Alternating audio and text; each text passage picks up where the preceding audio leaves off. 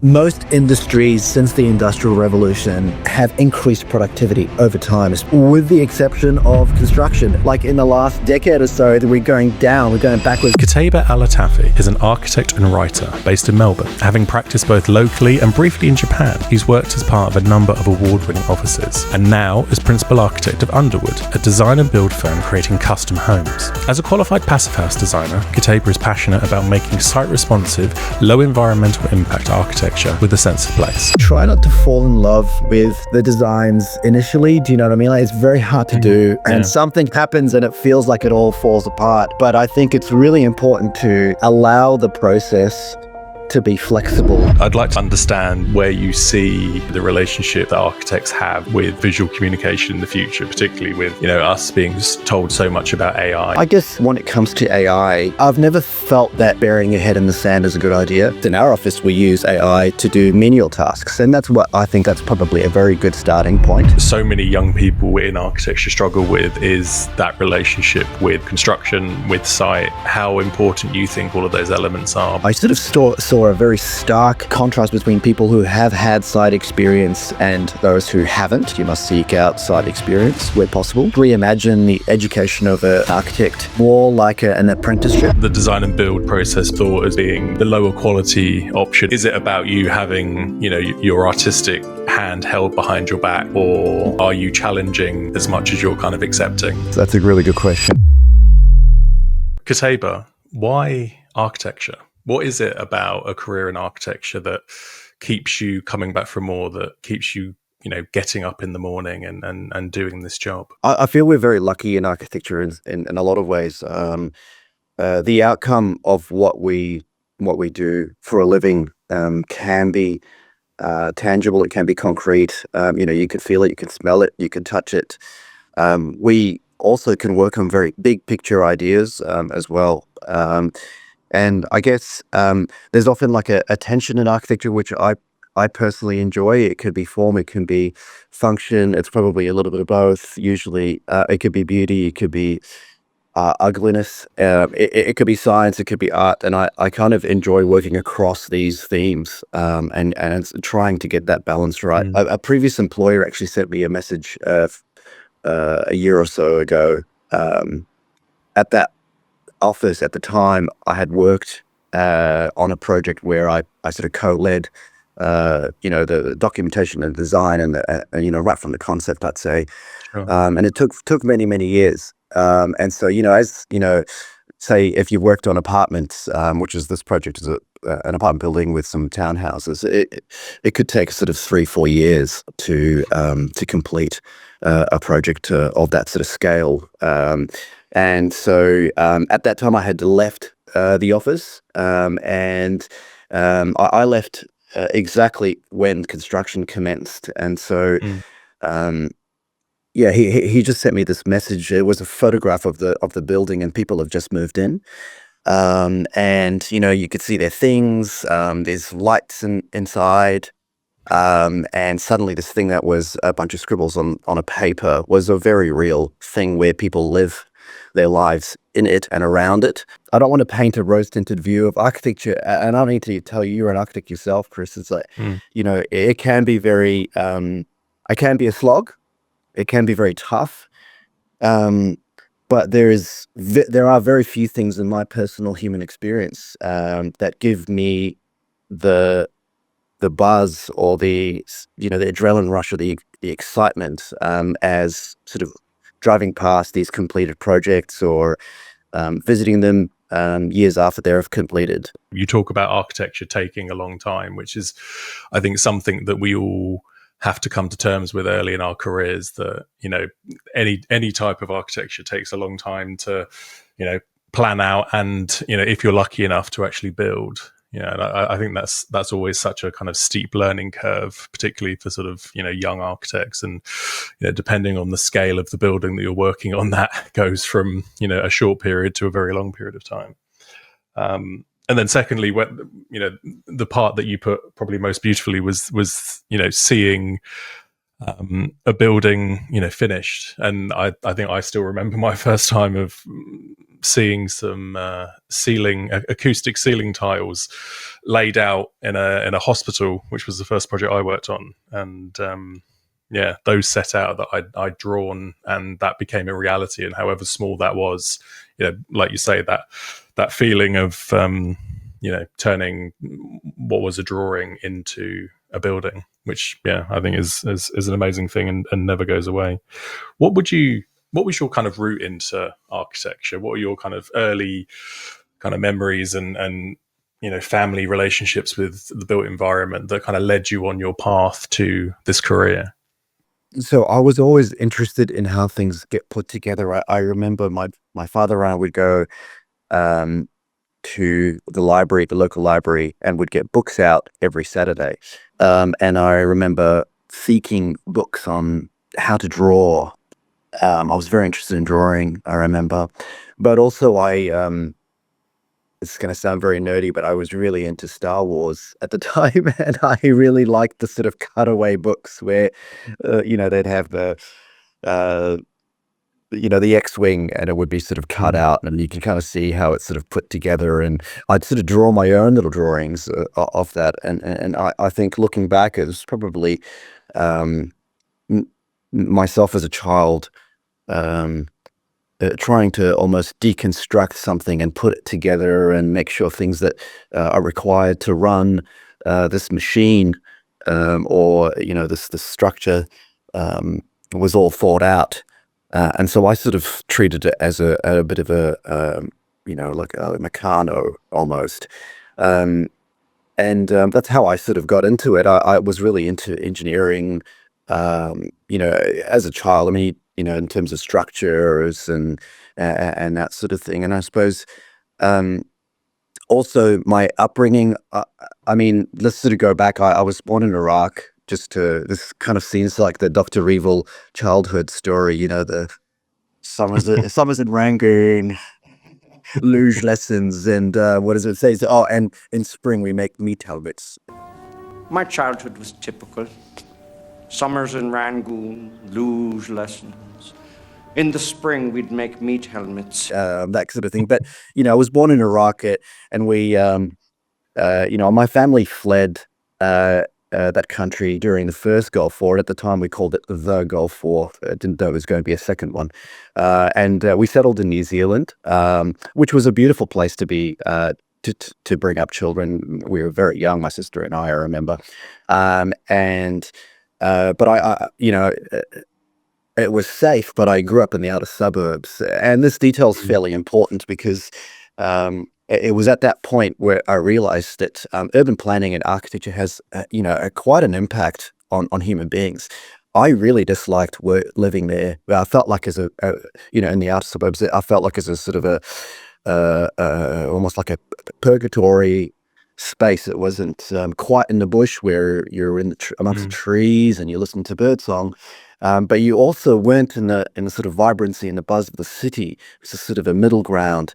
And later in my career, obviously as we start to read, architectural texts, I'm not sure if your listeners in the UK, certainly a huge name in the last century, Robin Boyd, here in Australia, a seminal architect, thinker, writer, communicator to the public. Wrote a really beautiful book called The Australian Ugliness. And having read that, I felt, well, a sort of a sense of relief that it wasn't just me feeling this sort of, isolation, this odd feeling of almost like placelessness. And so I realized that yes, the structures, but the things in between it, the space in between it, has an impact on people. And so that's what really got me into architecture initially. You speak about drawing being very important to you, and I think for me that resonates completely. I mean, let alone the Star Wars thing, that also resonates quite deeply with me as well.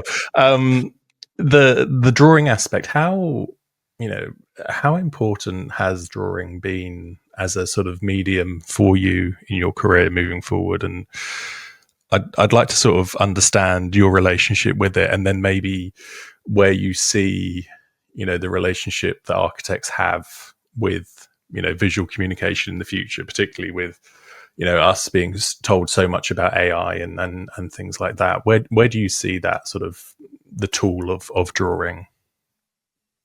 Yeah, I guess it's the sort of analog versus the digital. I think drawing at first, I suppose to go back to sort of the childhood story, at first you sort of draw things that you see.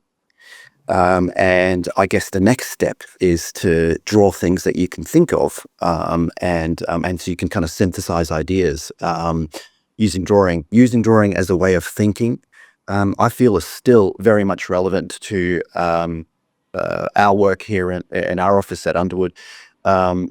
Mainly because I feel it's a good way to be unencumbered by the limitations of software, and I kind of think about it as a bit like spinning many thought plates at once. You're able to do that using drawing. There's so much drawing that our clients don't see, and I actually often feel maybe we should show our clients that. Maybe we should show them many scraps of piece of paper and yellow trace that goes into coming up with an outcome. I feel whilst we want to curate a client's experience, we ought to maybe also invite them into the process a little bit. Sure. I guess when it comes to AI, I've never felt that burying your head in the sand is a good idea, personally. I think that people probably did that way at the advent of CAD as well, to their detriment. But I sort of saw a very funny meme about this where the journalist, Joanna, I forget her name. It was a very, I think it captured it very well. She said basically that, I want to do my art and for AI to do my laundry and my dishes. I don't want AI to do my art so that I can do my laundry and dishes. Basically, she's saying, don't let the tail wag the dog, right? And really approach it with a critical eye. I guess in our office we use AI to do menial tasks, and that's what I think that's probably a very good starting point at this emerging phase of AI. Transcribing meeting notes, summarizing, long, verbose reports, that sort of thing. But we still draw with, by hand at the concept level. And yeah, I think it's horses for courses, really, isn't it? I always kind of think about it like, I've never had a problem sort of imagining, an idea in my head and then, trying to visualize it however much of a scribble that comes out. And like you said, I don't want to give that bit up to a computer. I'd much rather have the computer do all the area schedules that I don't enjoy, and that's probably a lot better at it than I am. It is that aspect. And I think, when architects speak so much about, our value and particularly about fees and things like that, I do see one clear avenue is efficiency in doing all of that back end work that we can push ourselves more into the specialism of the stuff we do enjoy and we're good at, and our and that training we're good at. Yeah, completely. helps us with. And yeah, that's right. You mentioned there about showing clients your drawings, the drawings that don't make it to the final brochure. How much do you think clients value that skill of drawing? And I think something that I've always played with the sort of idea within the relationship between how we can communicate with drawing, like the idea of kind of live drawing or the way you communicate visually through drawing. I've always felt that clients have that sort of innate connection with that, and they're always kind of there's a joy to it. And I wonder whether you've ever you've experienced that with your clients, how you sort of build that relationship with them.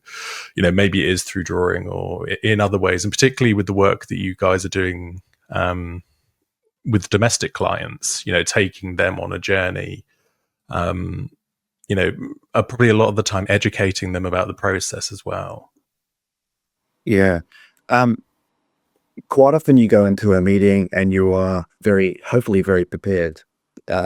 We try to be. And despite best efforts, um, a client might ask a question and it may unravel something.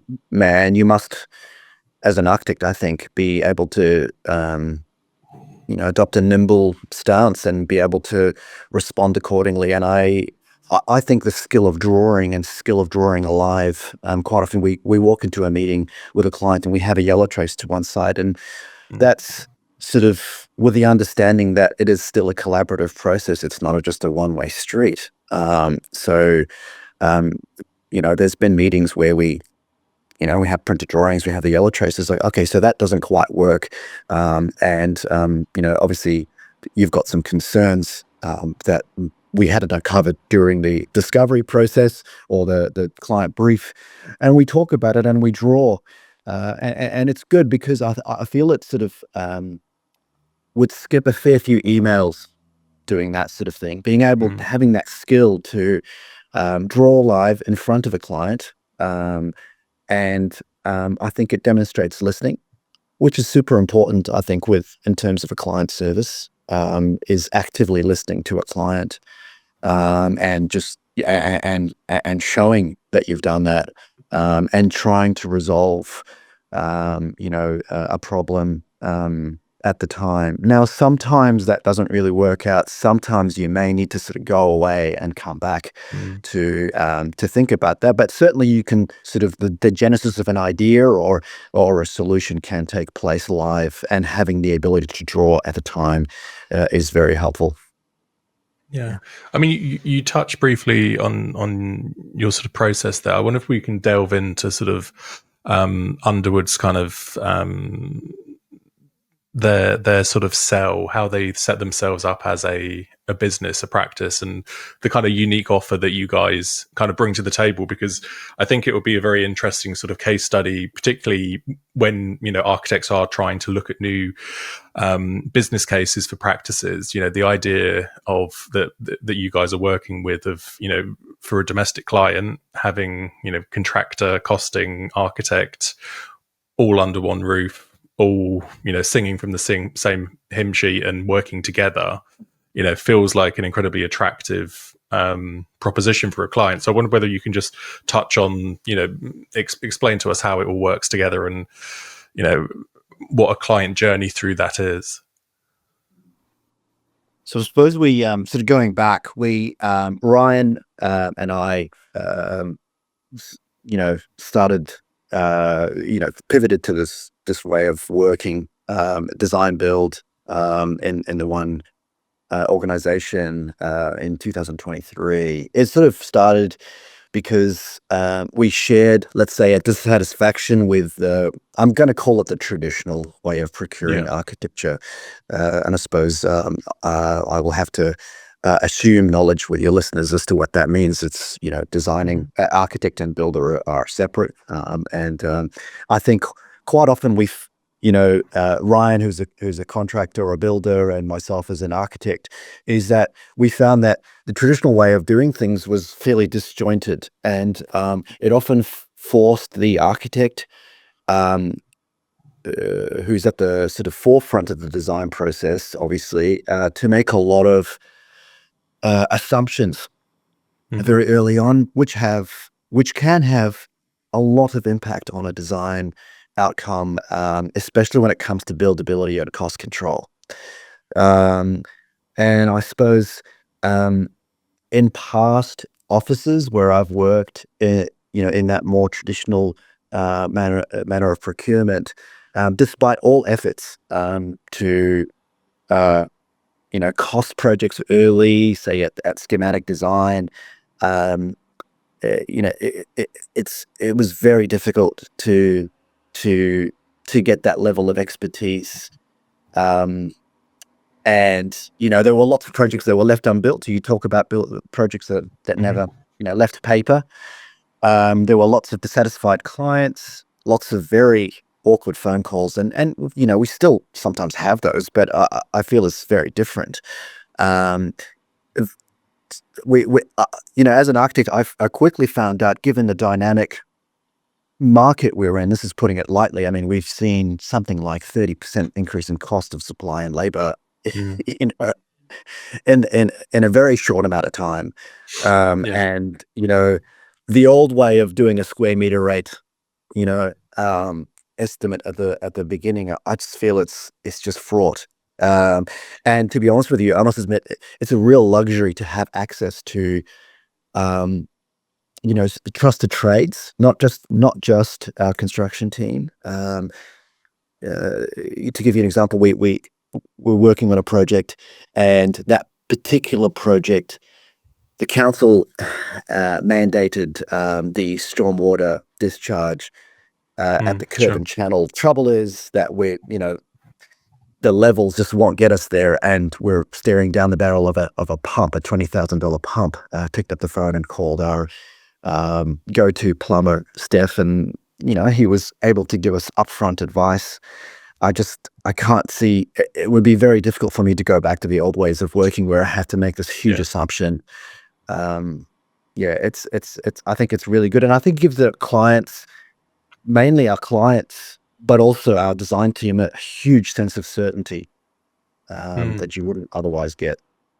I think the kind of fascinating thing with that is you kind of speculate on how that works at scale. And I know you guys, you do a lot of sort of one-off houses and things like that. And the my experience of design and build in London is much kind of larger scale things, and the design and build process being sort of sometimes thought as being the lower quality option, the time cost quality triangle that people think about. But I think what you guys are doing completely turns that on its head, and I think the idea of when you think about it simplistically, the idea that the contractor, the architect are in this thing together, providing the product for the client.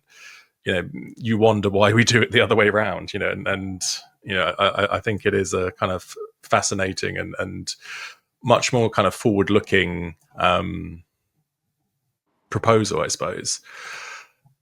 I wonder how does the dynamic work, and do each of you is coming from a specialism. You are the architect.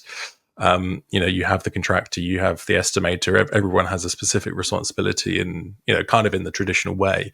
And I wonder how you communicate, how you navigate that sort of communication process, and like you allude to, the value that each of you brings, and where you kind of find balance. Is it about you having your artistic hand held behind your back, or are you challenging as much as you're kind of accepting?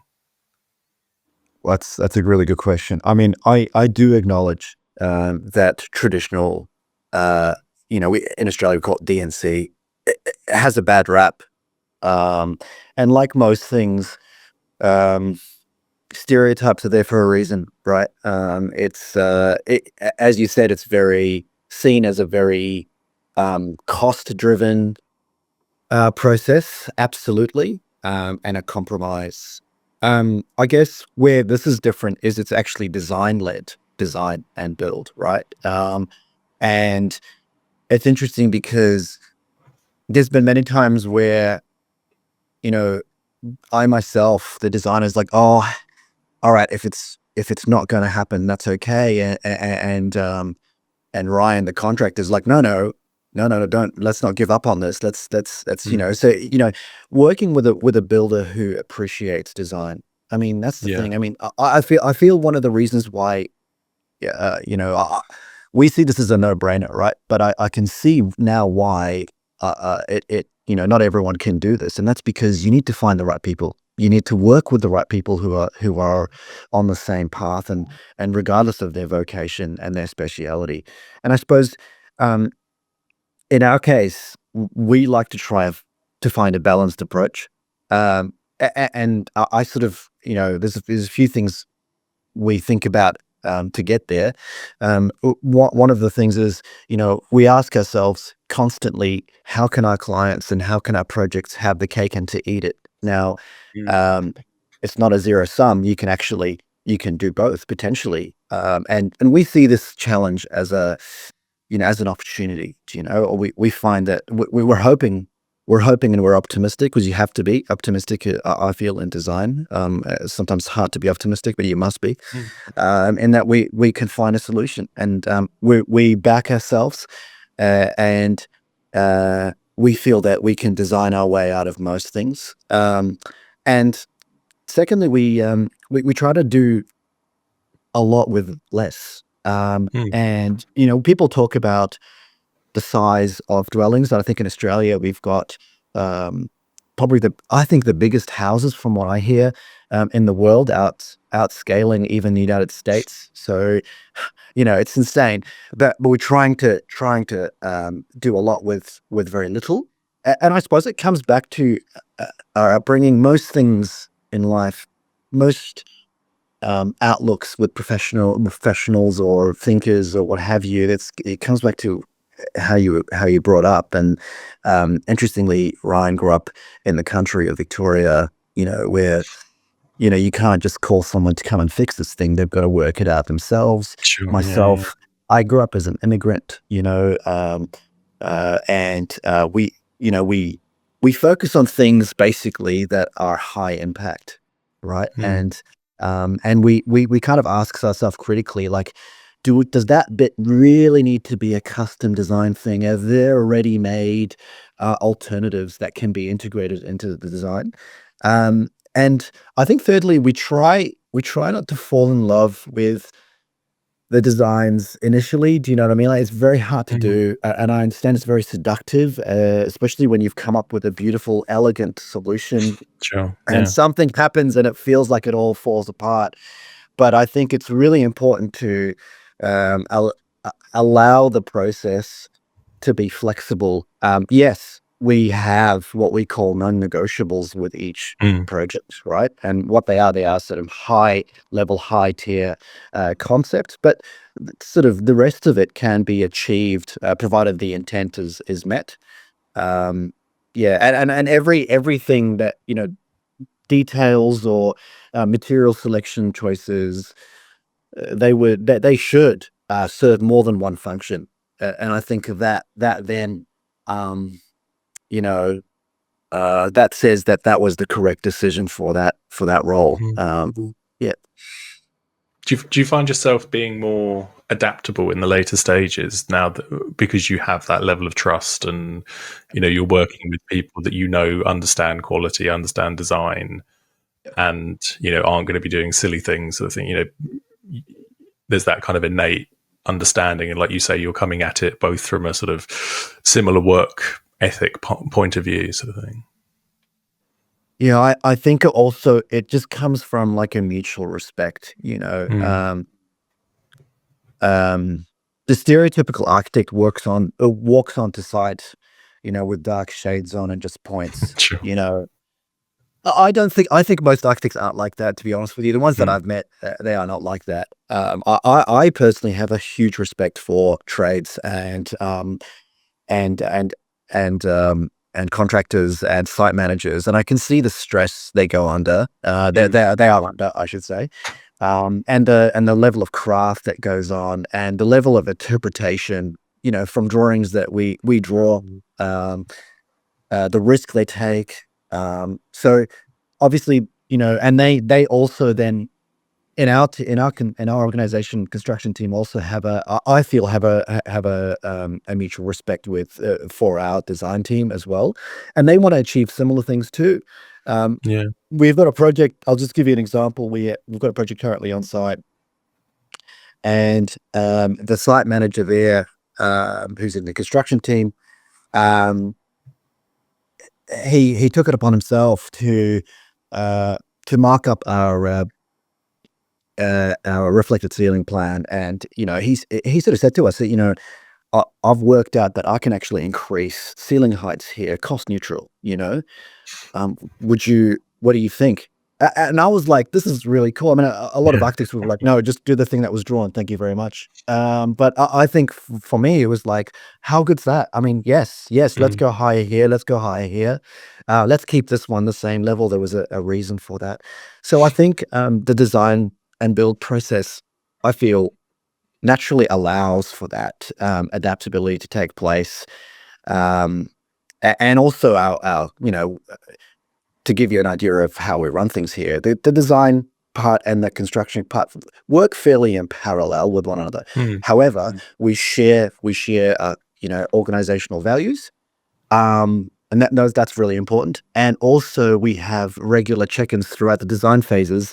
Again, so it's not just basically a handover at building permit. No, it's constant peer review, buildability, and costing at every phase. So from concept, schematic design, design development, construction documentation, and and then we have a page turner. So at the handover from the design team to the construction team, we go through the drawings, and it is at that meeting really that we establish the things I talked about earlier, which are the non-negotiables. What are the things that we want to achieve, and then how you achieve those? Let's have a discussion during construction, which is great. I really like it. It's a great way to. It does mean that when you do need to document in a certain way, that is a lot more freeing to allow that to happen. So a lot of intent annotations in lieu of detailing the thing within an inch of itself. Yeah. I think it's a really interesting sort of case study for young architects, and something that I kind of talk passionately about is getting exposure to site as a young architect. And I think one of the things that so many young people in architecture struggle with is that relationship with construction, with site, as you allude to, understanding what their lines mean. It's not just a drawing, it's it means this, it means pounds or dollars, and how do things work together. And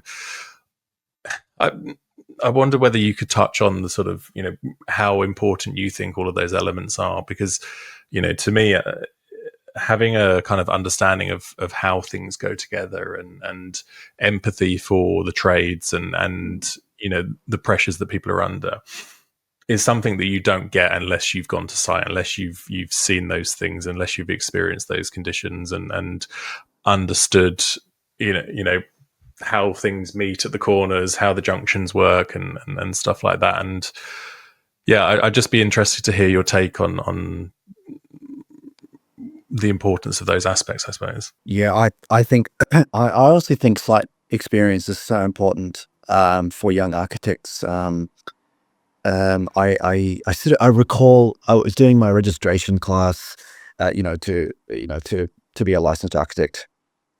And there was a class, 20 odd people, and the tutor at the time, or the person who's taking the course, he sort of asked a question. He said, "Okay, so you've received the client brief, you've signed, they've signed the proposal. What's the very first thing that you do?" And I sort of saw a very stark contrast between people who have had site experience and those who haven't. I think it's a no-brainer. And I also, use the word empathetic. I am also empathetic to the fact that a lot of architects, young architects especially, don't have that opportunity. They are stuck behind a desk and they're working on documentation, which is also important. But I feel partly you must seek it out as a young architect. You must seek out site experience where possible. Interestingly, there is a local push. I don't know if it's happening in the UK or not, to almost reimagine the education of an architect, more like an apprenticeship rather than the 5-year degree that it currently is in Australia. And interestingly, we have, looking back at history classes at university, we know that the likes of Le Corbusier did that too. I mean, they learnt on the job. They learnt on site. Sure. And I personally loved university, right? I really, it worked well for me. I was a student. I actually taught there as well for a short amount of time. And I wonder if the university experience that I had, I wonder if universities are probably more so geared at creating academics than the professionals that society need today. And I feel, I don't think one's better than the other. I want to be clear about that. I think there's probably room for both. But also having, architects as apprentices. I mean, I look at the construction crew on site, and imagine getting paid to learn your job. I mean, how good's that? it, it Yeah, could make completely. it could make it far more accessible to people to become an architect. Let's face it. I mean, the fees are astronomical these days. Yeah, I think it probably should change there. Yeah, and I think it's important to sort of break down those traditional silos of um, site architect. I mean, all these little mini titles are coming up, and I see Mm, them more in the recruitment world. A documentation architect or whatever it is. I mean, I just think an architect's an architect, and you kind of need to do you need to do the whole lot. And personally, yeah. or at least give it a try. And I think this sort of also sort of ties into, um, I guess, in my opinion, the importance of architects not to sort of be just think of themselves as they can only ever be architects. A friend of mine said to me that, in his opinion, too many architects are obsessed with being the architect's architect. You know what I mean? I think there's architects can and should explore using their skill set and their expertise and their critical thinking and their design thinking in in in being city makers. Mm, So that means, like, I've seen really talented architects become design managers, project managers, consultants, urban designers, public servants, politicians. So sure. that's also important, not just thinking of yourself as just an architect. You touch on two really kind of interesting points there, and I suppose I just want to talk about both of them in turn. The first one being the apprenticeship route, which is something I've got experience of in the UK, and I think, like you say, it is a sort of very forward looking and attractive proposition where the age old long route of learning to become an architect becomes much more entwined with practice, with industry, with understanding the realities of the construction process and the built environment around us. And it's something I'm very kind of keen on.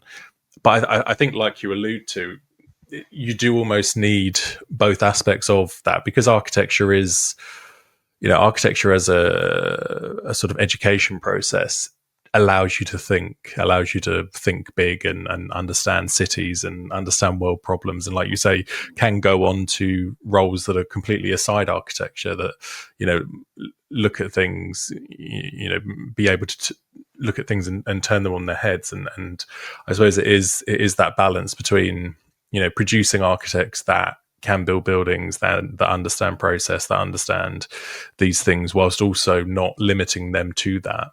And it is a kind of fascinating thing that we have to sort of juggle with, and the future generations need to kind of be able to do a bit of both. And I guess that's the thing with architects; they like to have their cake and eat it. Like, I think, like you mentioned before, we want to be able to put our minds to anything, and we can, and that is a joy to what being an architect is, I suppose. I wonder, with your experience of, I know you're a qualified passive house designer, and you talk about general skills, but also passive house, for example, is an incredibly specialist skill. And I wanted to sort of ask you what drew you to that, what value it brings to your clients, and how much of a market is there for passive house type projects in Australia. Yeah, so I suppose I sort of go back to my education, and just to quickly sort of touch on what we talked about in terms of the balance between academia and also practice. And I sort of, I can imagine it, maybe the first 3 years would be probably a more academic, a Mm. traditional architectural learning process. And then perhaps in the last 2 years, or maybe the last year, it can be an apprenticeship. And I guess for me personally, in order to be a competent architect, it's always important to remain curious, and to learn new things. Um, I see a lot of architects. It's almost like, it's almost they're like martial artists. They tie their black belt around their waist and like, okay, I know everything. I don't need to know. They don't turn up. Sure. There's lots of architects older than I who hasn't seen a continuing professional development seminar in a long time, and that's just how they are, right? But I think you must always be learning. Talking about academic, I remember at university, I studied the works of Leon Battista Alberti, who I'm sure your listeners will be probably aware of who he is. He was a poet, he was an artist, he was an architect. Let's just say he's a polymath.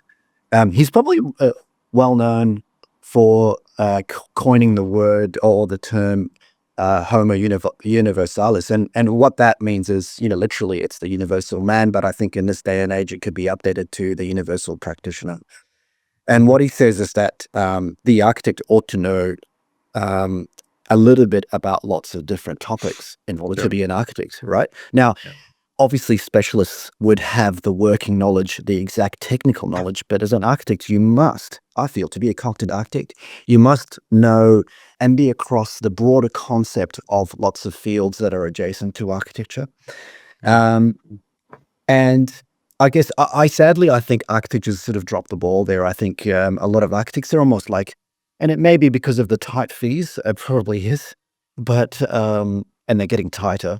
But architects are kind of almost like PO boxes for consultants. Yes, we have the responsibility, but we kind of almost, we need to grab it by the horns and become agents and play an active role rather than a passive role in architecture. And in order to do that, we need to know other things. So then, having that mindset and that sort of drive to learn new things, I actually initially did an energy assessors course during the lockdown in COVID.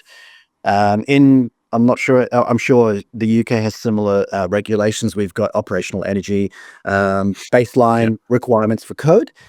In Australia, it's called the NATERS. It's basically a rating, a star rating from 1 to 10 for residential buildings in particular. 1 being terrible, 10 being uses very little, a dwelling or a house that uses very little energy. And I just wanted to learn and understand this rather than just kind of receive the report and like, okay, all right. Sure.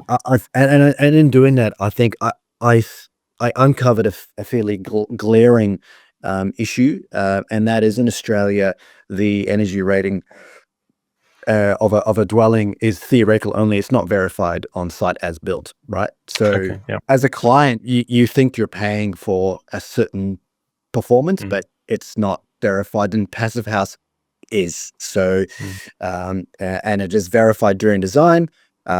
Someone else checks it as a certifier, and then it's verified during construction with photographic evidence of insulation and thermal breaks, and also it is verified at the end of construction, I should say, with a blower door test for airtightness. And from that, I really took this sort of, the importance of evidence-based approaches to sustainability rather than in Australia we have the saying, she'll be right, So I think the numbers do matter, right? Sure. And I think Passive House, whilst, let's be honest, I don't think every project is going to be a Passive House. There's often, sustainability or sustainable design, I should say, is not immune to the economics. It just isn't. However, you can adopt a lot of the principles, the core principles of it. And, we check that insulation has been installed properly during construction because, we're on site all the time. So we also, what we also do here, we've got incredible access to real world numbers, right? And we want to leverage that. And one of the things we're doing is understanding what actually moves the needle with regards to sustainable initiatives. And for example, in Australia, the standard timber construction size is 90 millimeters. I don't know what's in the UK. It's 90 millimeters. So it tops out about R 2.7 insulation value.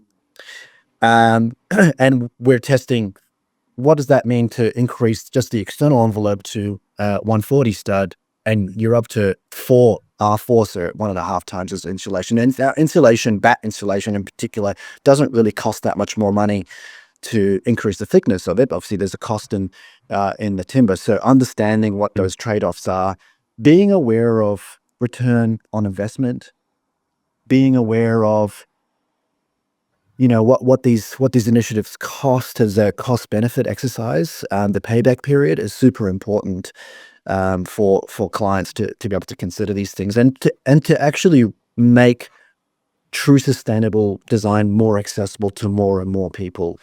Unfortunately, sustainability and indeed the climate crisis, like the UK, is a very politicized thing here in Australia, right? Like it's almost like people feel the need to barrack for a football team. I either believe in it or I don't.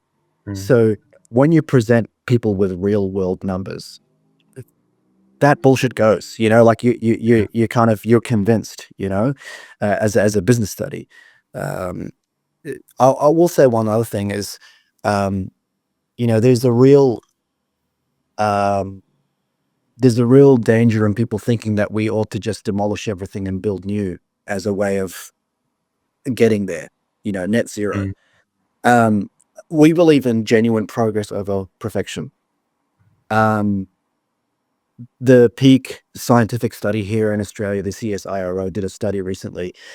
And what they found out was in housing across Australia in particular, 72% of that is what they called older existing stock, right? So we talked about the energy rating scheme just before, 1 to 10. Now code is 7 at the moment. It was 6, now it's 7. 72% of housing in Australia achieves 2 stars or less, right? And then the rest is between 5 and 8 or whatever it is. So I guess, what's the solution? Should we just demo the whole lot and build again? Well, there's the cost of that. And we haven't even talked about embodied energy, right? How important is embodied energy so I think we believe in incremental improvement. And also, if you're going to build right, build once, I think you should build right. So I think personally, as an architect, thinking about using our skills and our design thinking, as you mentioned earlier, to consider, things like bigger picture things like aging in place, designing something that would cater for multi-generational living. I think is just as important as detailing an airtight envelope.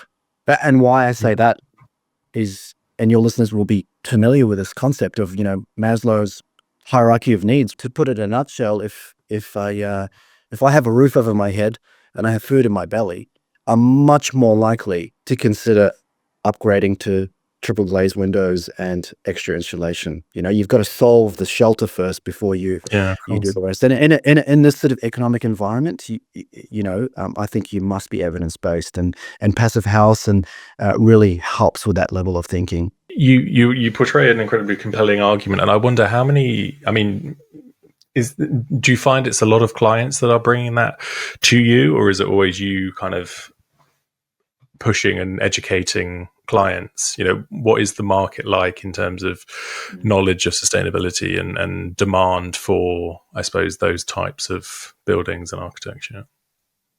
I think some clients are very interested in that world. I had a client who came to us at a previous office who mentioned just during the briefing process, have you heard of passive house? As it happened, I was doing my passive house course, and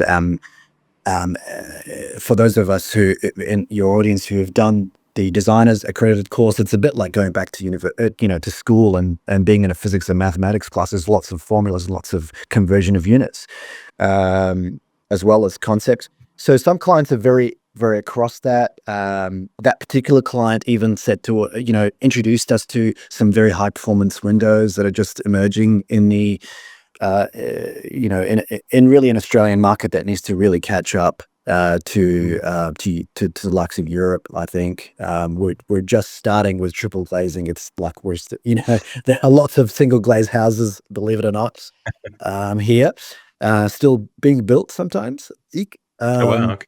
Yeah, so you get clients who are really into that, right? Who are very, very knowledgeable and interested.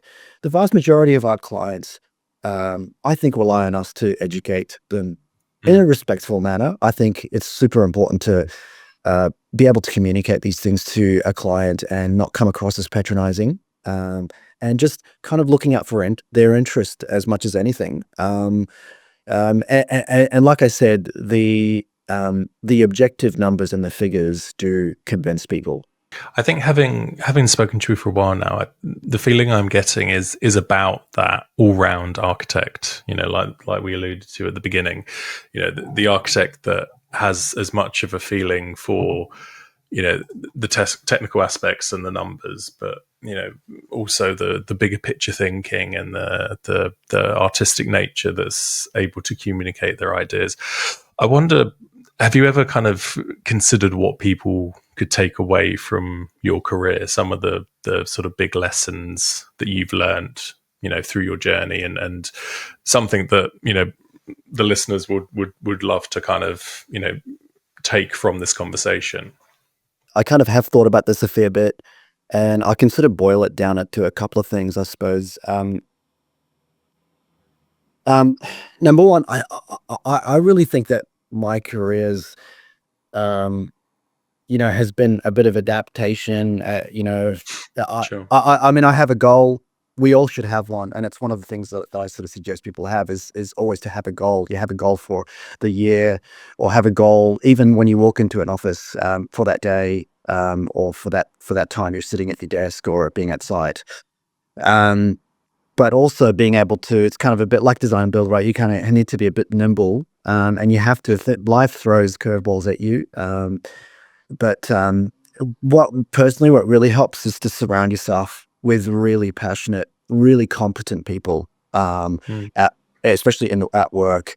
And I guess, like, I think it's a real privilege to work with the people I work with. Got colleagues here, Fran and William, and I love talking design with these guys. It's just also Ryan as well. He's a builder. He loves design. And I think people who will sort of, fill your cup with passion, with design interest, with things they want to do or things they've seen that they've loved. I think really helps, in the the sort of peaks and troughs of Sure. architecture. But also allowing room for people around you to be critical of ideas that you might put forward and not let your ego get in the way of it. And it's really hard because you're sort of, you do invest Yeah. in ideas. Also, I'd say making space for quieter people in the room. Some people don't really sort of hype up and say something. I'm fairly extroverted. I can hopefully communicate and articulate what I'm thinking well at the time and fairly quickly. But I think a lot of people sort of go away to think about things and come back, and allowing that to happen. And I think probably one other thing I would say is just also listen to older architects. It sounds a bit weird, but like, they have a lot to say. My first job here in Melbourne, I worked for a company and they did high-end homes.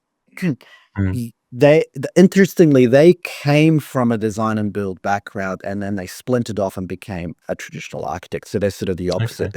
Yeah. As it happens, I really learned a lot about their documentation. Their documentation, it was incredible. It was the benchmark, basically, and it's really aimed at efficiency on site and just communicating a design intent just enough to allow people to be flexible on site. So that was really good. Those old employers have become this was over 10 years ago, have become lifelong friends and mentors. And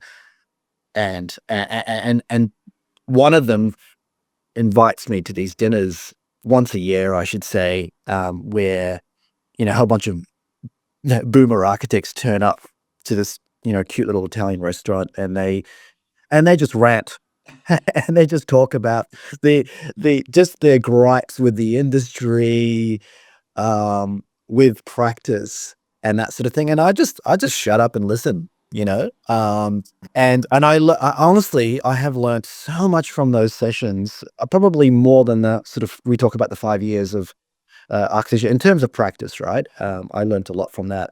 And I think just listen to older people, listen critically though. I mean, I think they're not always right. Wisdom, age does not always equate wisdom. Just with that in mind, I am very passionate about mentoring in architecture and talk about it sort of widely. What's your experience of mentoring and having been mentored, and, your reflection on the importance of that within a career that is so long? And as we alluded to at the beginning, university may not prepare you for it. And it's always learning, I suppose. Yeah. I mean, I think, I don't think I'd be here at this level in my career without having mentors. And mentors can be in the industry and outside the industry. And also just sort of being mindful of also passing down the knowledge to younger people as well. And there's a bit of a balance to strike in terms of mentorship, in that you don't want people who you are mentoring to kind of think exactly like you. You want to give them the tools, not so much that they want to be a mean process of yourself, like a carbon copy. I mean, it's very seductive to do that, because then everyone would agree with you and life would be good. But I think it's just passing down the sort of technical knowledge and the way of thinking, and just allowing those people to carry out their work and come up with ideas of their own, and challenging you as well. So with regards to my mentors, they've often been past employers, and what I've found, interestingly, and your listeners probably could relate to this, is that the employer-employee relationship is very interesting. So there's a sort of a dynamic there. When you leave an office, and I would highly recommend that, I've tried to do this in my career. I always try to leave with a really good handshake. And, at first, when you do depart, it could be a bit awkward, because obviously, the news, you're probably relaying news, or the other way around, that they are, you're being retrenched or whatever. At first it could be a bit confronting, and that's okay. That's your initial feeling.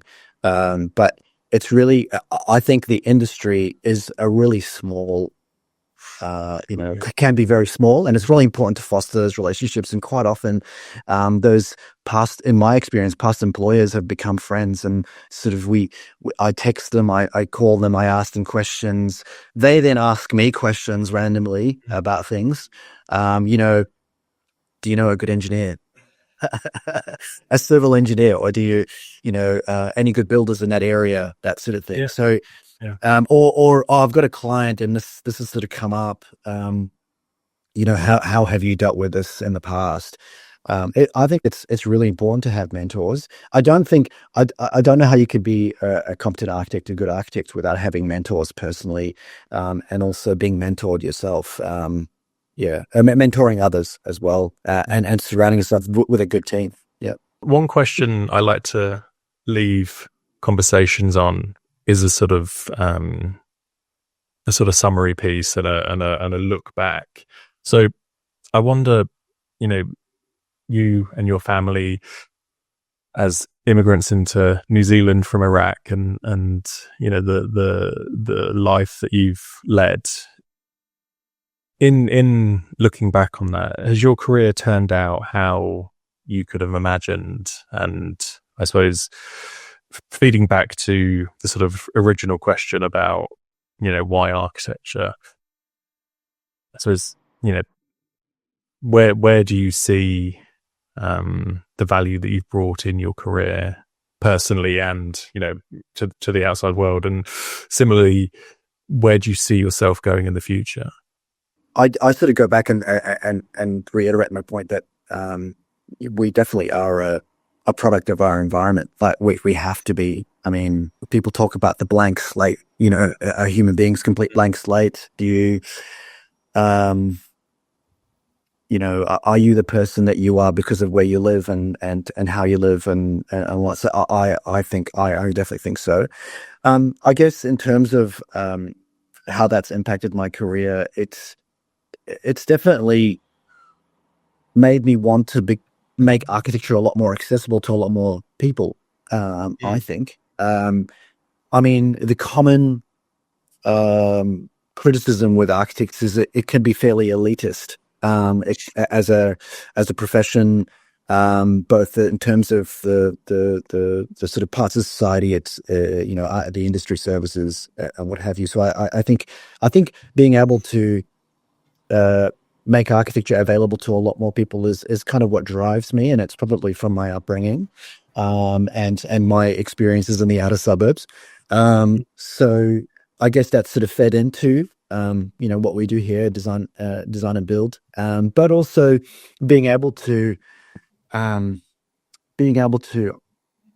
offer that ability to synthesize fairly sophisticated architectural responses with great cross control and buildability know-how at the front end to larger value project as well. So that's fairly important. I think in terms of going forward, where do we see ourselves? It's just probably getting that balance right between these probably smaller projects, smaller budgets versus the sort of higher value projects as well, and then kind of having some consistency along that in terms of our processes and our services. And also, I'd say one of the really big things we're excited about, and you'll probably hear this a lot from architects, but it's very topical, is prefabrication. It's something that we're really keen and interested, and I think it's a very compatible endeavor, especially for a design-led design and build organization. You're hearing about most industries since the Industrial Revolution, have increased productivity over time, especially at the advent of, game-changing technological advances, with the exception of construction. Like in the last decade or so, we're going down, we're going backwards. And this is not the subject of this podcast as to why that is. There are many reasons. But I think we, like the UK, here in Australia, we have a housing crisis. Like that's, it's a very topical thing. Land is finite. We're not building houses, especially houses, as fast as we need to. And we've got a declining, an industry with declining productivity. And I guess one of the things that to address that is prefabrication. And we know that that increases efficiency, and what's called modern methods of construction is a way to address that. So I think to wrap it up, it's basically trying to make architecture more accessible to a raft of clientele and people probably who wouldn't have thought to use an architect as well. That's a really sort of a big part of where we're trying to appeal to, but also innovating constantly and being open to new ways of doing things. And being a young organization, we're able to do that probably better than more established practices or builders. Qutaibah, absolutely fascinating conversation, and I think you've shared, lots of insights that will have incredible value for people listening. Thank you so much for joining me. Thank you for having me.